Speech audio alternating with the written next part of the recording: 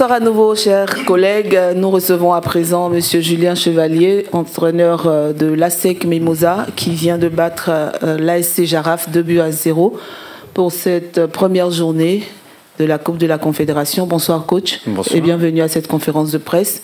2-0 face au Jaraaf cet après-midi. Le match, comment vous l'avez trouvé dans l'ensemble? Bien, bien. Je suis heureux pour les joueurs. C'est une victoire qui permet de bien démarrer la compétition. Elle était attendue. C'est les premiers pas de la phase de poule importante. Donc c'est bien. On démarrait à domicile. Ça pouvait être piégeux avec un adversaire qui pouvait essayer de venir gratter un point. Donc on a su l'emporter. C'est bien. Bonsoir Julien, Patrick Guité, sportivoire.ci, je suis là.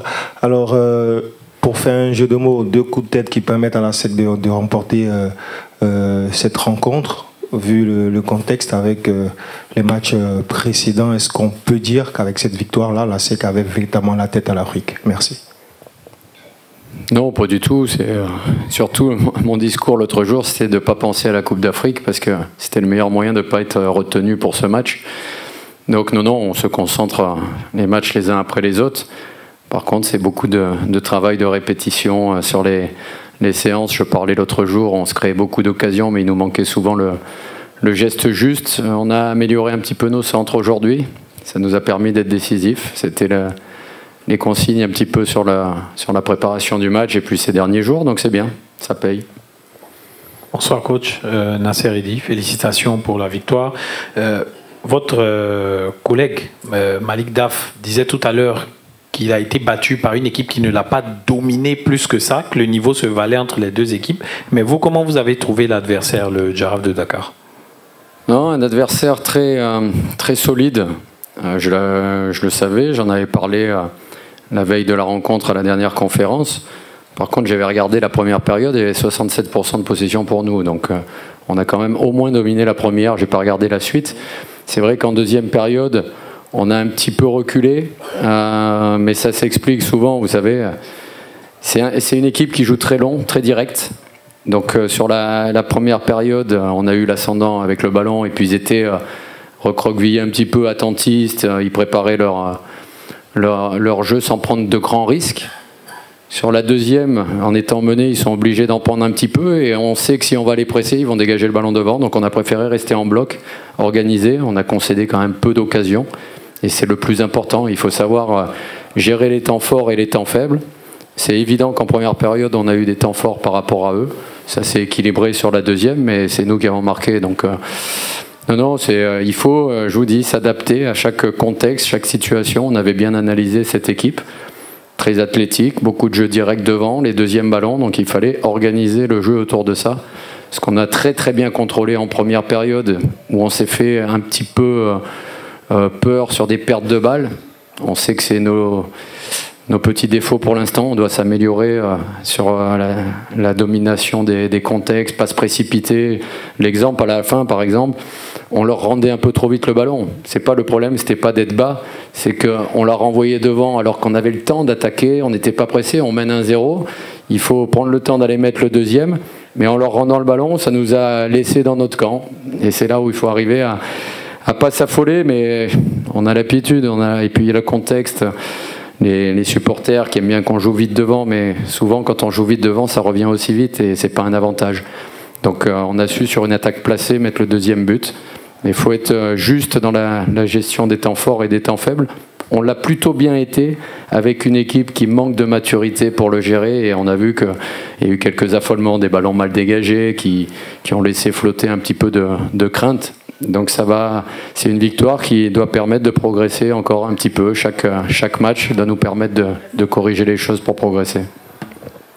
Alors coach, Sam Silva Soignon, Radio Trècheville, félicitations. Alors, donc depuis 2016 jusqu'à ce jour, 13 confrontations entre la SEC et le Jaraaf.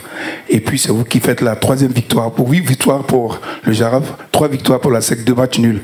Alors quel état d'esprit et quel discours avez-vous en tout cas porté à vos joueurs? Du quoi?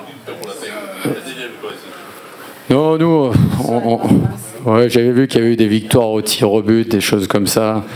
Ça dépend comment on compte les statistiques. Donc non, nous, on s'occupe de chaque match. Il faut surtout pas prendre ça pour un manque de respect.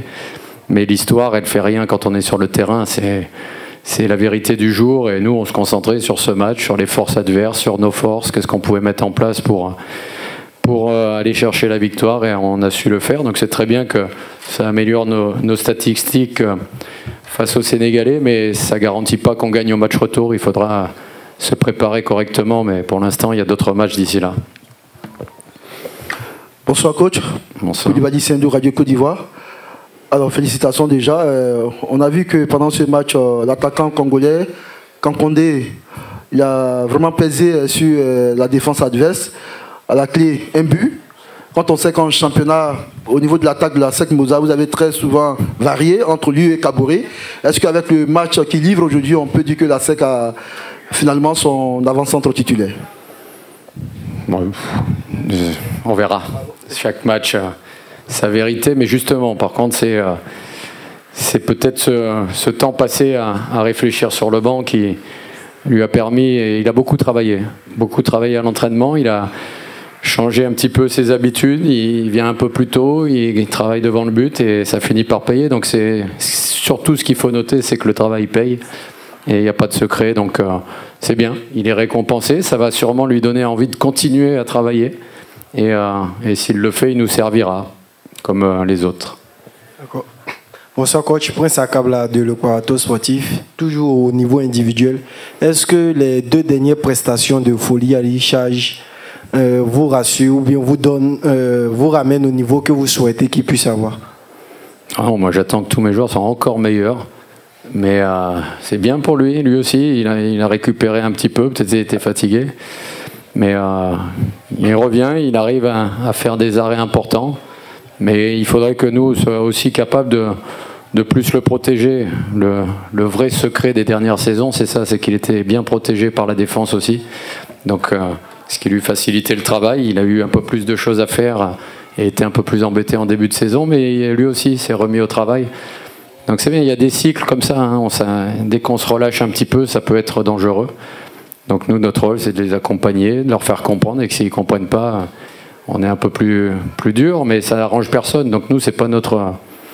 On n'a jamais envie de ça, mais des fois, il faut passer par le banc un petit peu, et à lui de continuer à se battre pour gagner sa place. Julien, Patrick Guité, c'est vrai que tu n'apprécies pas d'individualiser un tout petit peu le débat. Mais tu vas continuer. Tu es plutôt dans la globalité, mais c'est vrai que la Coupe d'Afrique a permis de révéler certains talents au niveau de la SEC, même si c'est sporadique. Aujourd'hui, on a vu Youssifou Até, qui a été, pour ma part, très bon durant 45 voire 60 minutes, qui a remplacé Bakri. Est-ce qu'aujourd'hui également, à ce poste-là, il y a une véritable concurrence à ton niveau? Merci. Bon, il n'a pas été bon à la fin, ça veut dire. Donc tu vois, il a encore des progrès à faire. Et lui aussi, c'est un joueur qui a passé beaucoup de temps sans jouer. Donc il faut le remettre dans le bain de la compétition, de l'entraînement déjà. Vous savez, il était parti au TP Mazembe, situation compliquée, il s'est retrouvé à pas jouer pendant longtemps dès qu'il a été libéré. Donc il faut le temps de les réaccompagner, c'est l'explication des fois des recrutements qui prennent du temps. On ne prend pas des joueurs qui sont installés dans leur championnat, qui sont les meilleurs de leur pays, etc. C'est rarement ça. Donc il leur faut du temps de s'acclimater, et en plus vous savez qu'à la SEC, c'est pas si simple. Donc la pression est forte, en plus lui il est un petit peu... Alors c'est pas perturbé, je pense qu'il est content de partir en sélection à chaque fois. Mais comme ici le championnat s'arrête pas pendant ce temps-là, d'autres jouent. Et c'est comme ça qu'il avait un petit peu perdu sa place, parce que Martin nous avait rendu de grands services. J'étais pas satisfait de tout justement depuis le début. Donc lui aussi, il y a du travail à faire, s'intégrer dans le collectif, dans l'état d'esprit avec les autres. Et ça prend peut-être plus de temps quand on s'en va régulièrement. Mais c'est bien, je suis content pour lui. On l'a recruté parce qu'on a confiance en lui. Maintenant, il faut qu'il s'affirme. Et en effet, il a fait une belle performance ce soir. Donc il faut continuer. 2 dernières questions. Bonsoir.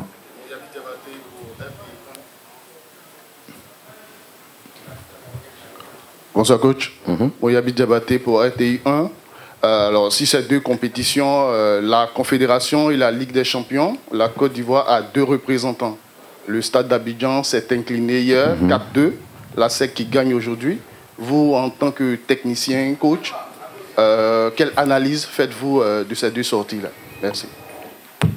Hier, j'ai même pas regardé le match. Je faisais une réunion technique et un travail vidéo avec mon équipe.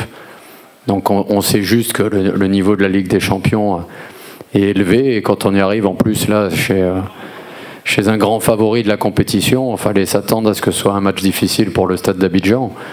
Mais comme je le disais pour nous hier en conférence, on nous a enterrés après certains matchs et puis on a rebondi. Donc, à eux de faire ce travail-là. Il reste beaucoup de matchs encore.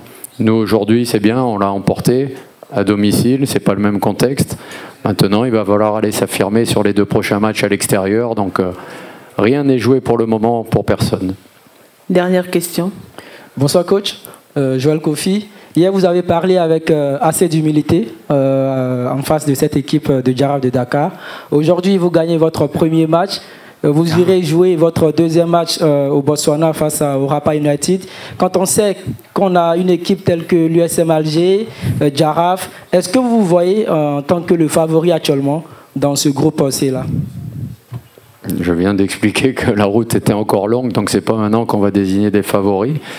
Déjà, qui vous dit qu'au Rapa va pas aller gagner à l'USMA ce soir? Donc peut-être c'est eux qui seront les favoris après ça. Hein. On avait vu l'année dernière l'équipe botswanaise qui avait battu le Wydad et ça avait mal embarqué les choses pour le Wydad. Donc on va regarder ça, on va préparer le match de championnat ce week-end parce que ça va s'enchaîner et puis après on se concentrera sur le voyage assez difficile avec de multiples vols pour aller jouer contre cette équipe botswanaise.